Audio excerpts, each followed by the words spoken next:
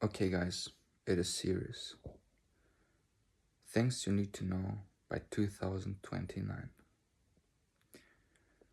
Absolutely nothing, because the world could go down any moment anyway, and you know it. And you maybe feel it, but what you also feel is fear. Fear that we all lose it somehow, something is taken away from us and we cannot experience life and express life the way we want it. There's still things to do, still something to say, something to do. But let's imagine one scenario, and I'll take you here now on a little tour, if you of course would like to go with me on there. Let's try to find a scenario, what would be in the last moments of my life. Okay, let's say doomsday has come. The world is going under. What could be the possible process be? And if you don't want to play in this process, what I'm gonna take you on, congratulations, you have a different possible reality that you can jump on. You can now leave the video.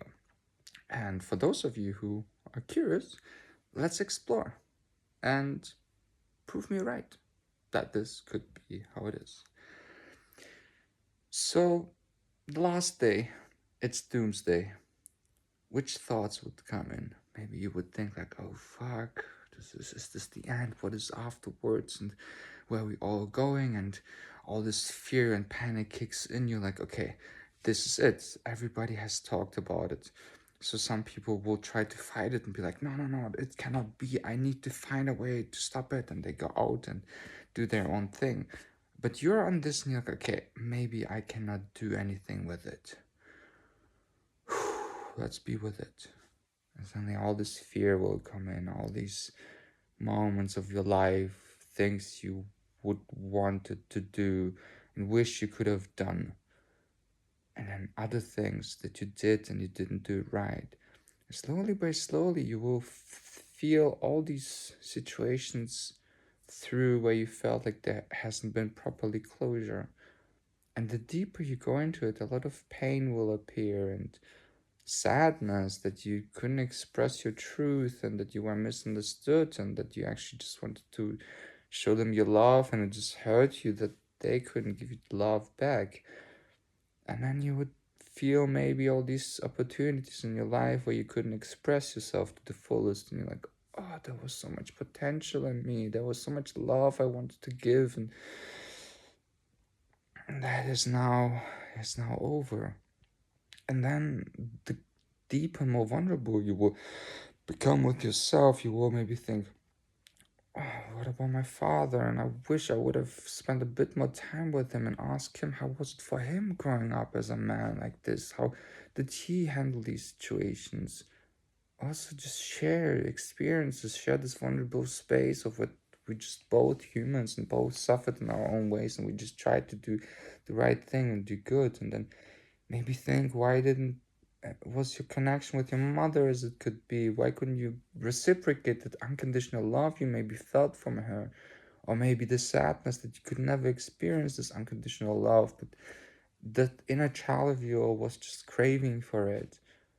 And then you would go deeper and deeper in these vulnerable spaces, and friends would maybe appear which you really loved and would love to tell them one more time how much you appreciate them and how beautiful they are. Things you maybe took for granted or thought they know anyway that I love them, but you never dared to say. But now is the time, it's almost over. Who would you tell them, I love you, you are so amazing and beautiful, and I wish I would have a little bit of more time with you in this life? And the first people that maybe appear now, hearing all this, note them down. We'll come back to them actually again a little bit later down the road, and then we can decide which reality do you want to take. So after all of that, we feel all these emotions that still want to be resolved, but we have no time. And here's the question, we still have time now. How would a hypothetical world look like if tomorrow, after hearing this video, you would call just one more person who you love and tell them, just tell them how amazing they are. And maybe do that call that you've been putting off for such a long time to that person you heard maybe before, and you just want to tell them, I'm so sorry. Because by asking others for forgiveness, you don't just ask them for forgiveness, even if they're so hurt by it and they cannot really take it on right now. At least you can forgive yourself. You went that step and you said, okay, I am really conscious of my behavior and my actions, and all I want is for you to feel understood and you to feel appreciated. And I also want to feel appreciated and also feel loved. So how would the world change if tomorrow you just start ringing these people and have these conversations, not from a point of who was right or wrong, but maybe just to connect and to ask for forgiveness and let go. You can let go of your own burden that you're carrying for such a long time. The more you do it around yourself, the more you start loving yourself, because you feel how loving you treat others. That's how you start loving yourself too. You cannot only just love others if you love yourself, but you can also love yourself by loving others. And let's see how fast the world will change around us in our environment. Let's see. This is a hypothetical exploration of the emotional world, of our minds, of our perceptions, of our realities, and meet that with understanding and compassion. And then we will see what will happen and how fast will it happen. Let's start really at the core with the people we know the most. Let's be vulnerable with these people.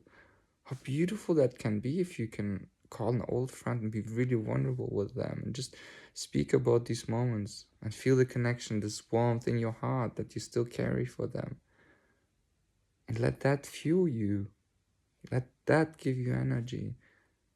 And the more people you have around you who you can appreciate, they will appreciate you back in the same loving and open way. Focus on that. Then we will just see it more. We will see the confirmation from others. They will confirm us, yes, you're right. Yes, it's possible. There is beauty, there is love. The more we hold on to that, the more this energy will nurture it. And these other energies, which we don't even, yes, we are aware of it. We just don't want to feed it by talking about it and just dwelling in it. It's there. We accept it too. We just don't agree with it, and we choose our own way, which is based off the heart.